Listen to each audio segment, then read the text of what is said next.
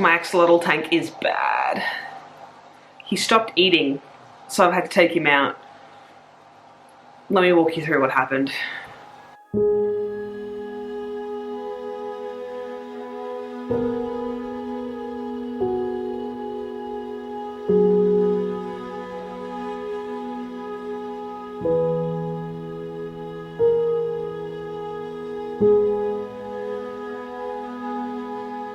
So I had an outbreak of cyanobacteria, also known as blue-green algae.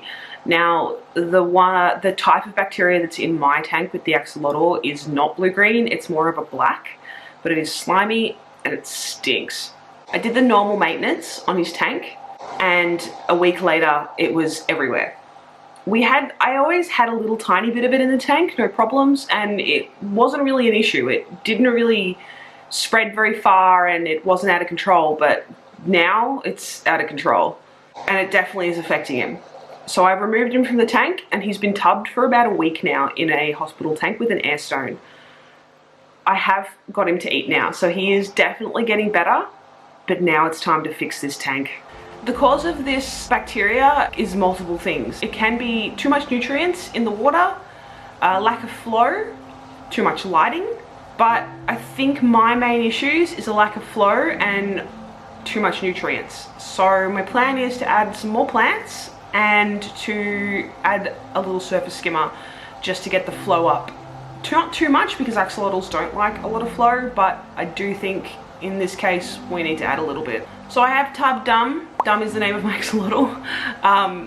I've tubbed him for about a week now. He did not eat for a good week. He has now finally eaten, which is great. So he's feeling a little bit better. But I did tub him for about a week and I was doing 100% water changes on his tank every day. Other from that, he is looking okay. He has darkened up quite a bit, so he was a lighter axolotl and it seems to me that he's really darkened up. So while he was tubbed, I also treated the tank with a cyanobacteria chemical, basically kill it off. So it should all be dead now. I just have to clean it up, reset the tank, and try to prevent it from happening again. Let's get started.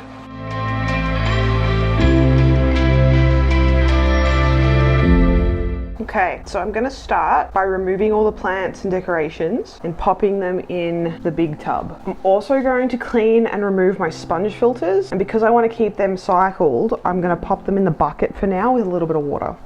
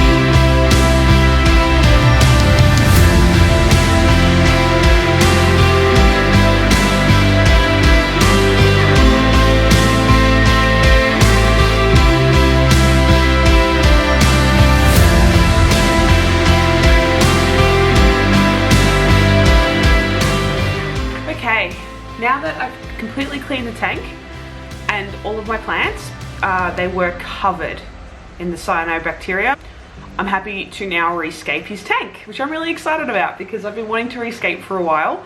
So yeah, I've actually got some new pieces of wood and things like that for him. So let's get started. So the first thing I'm going to do is pop in some terracotta pots.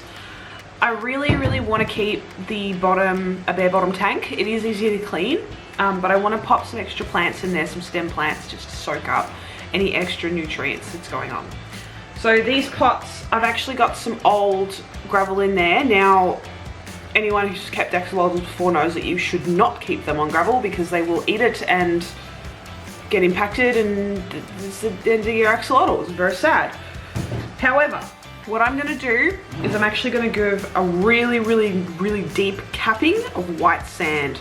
Now this is sort of what you tend to keep axolotls on if you do have a substrate. Some people do slate, some people do fake grass, things like that. I want to keep it bare bottom. I'm going to make sure this is nice and deep so that if he does kick up any of it at all, it'll still hide that gravel and keep it away from him. So the first thing I'm going to pop in is my filters. Because if you've watched any of my videos before, you know that I tend to scape things and not leave space for them. There is just a little bit of algae on this one, so I'm just wiping it up. Alright, now for my pots. I want these to sit at the back and create a framework with some Alodia plants that I've picked up.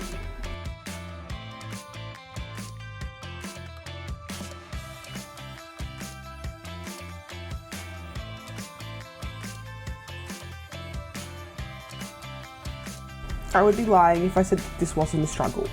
I had to get Mr. Finfinity to help me with this large piece of driftwood because it was a little bit awkward to get it in there. But we got it in the end, and I think it's looking really cool. It's like a little cave. Now, I ended up changing my mind and using 2 smaller pots instead of the 2 larger terracotta pots. But let's get some hardscape in and see how we're looking.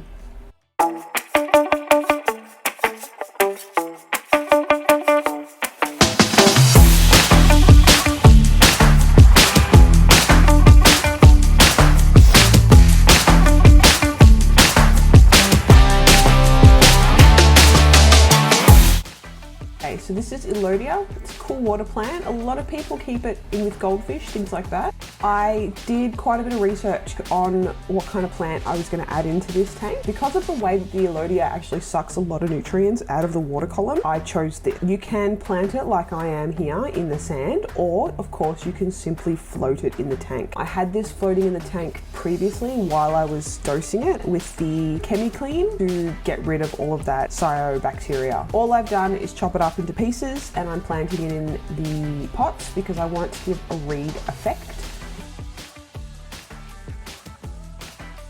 Next I'm adding in my anubias. Most of these anubias that came out of the tank were already attached to rocks and things. If they weren't, all I've done is just tuck them into nooks and crannies in the tank. These plants are pretty good. As long as you get them in like a really nice tight space, they won't move. Anubias is one of my favourite epiphytes. It is really slow growing, easy to grow though, and I just love the leaves on them. They're thick green leaves and it's just beautiful. I think it really makes any scape look very jungly. Finally, I'm adding in the Java fern. I had some needle leaf Java fern in here and then of course just your regular common Java fern. Again, really good epiphyte, really like this one.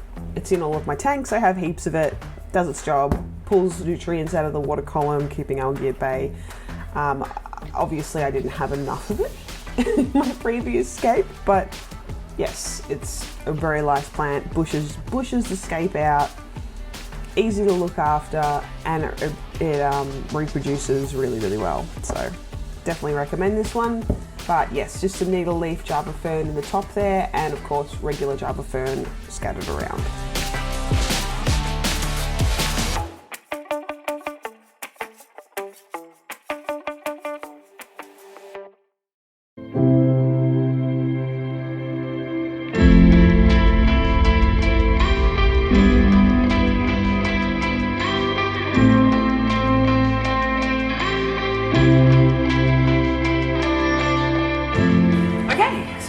Set up, we're going to leave it.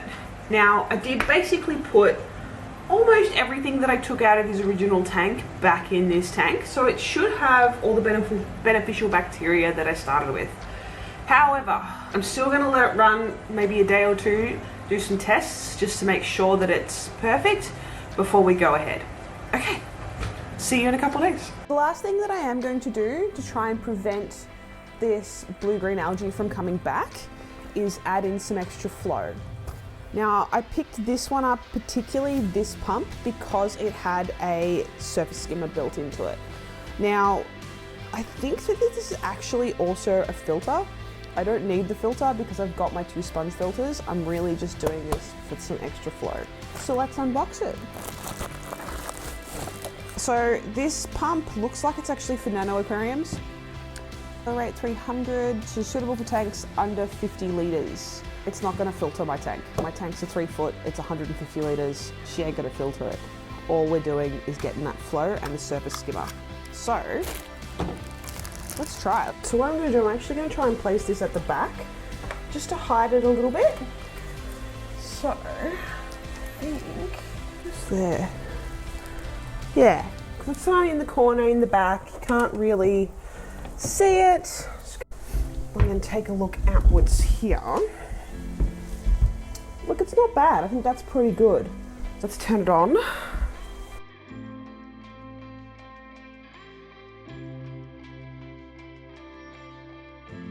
Alright, I'm really happy how this tank turned out.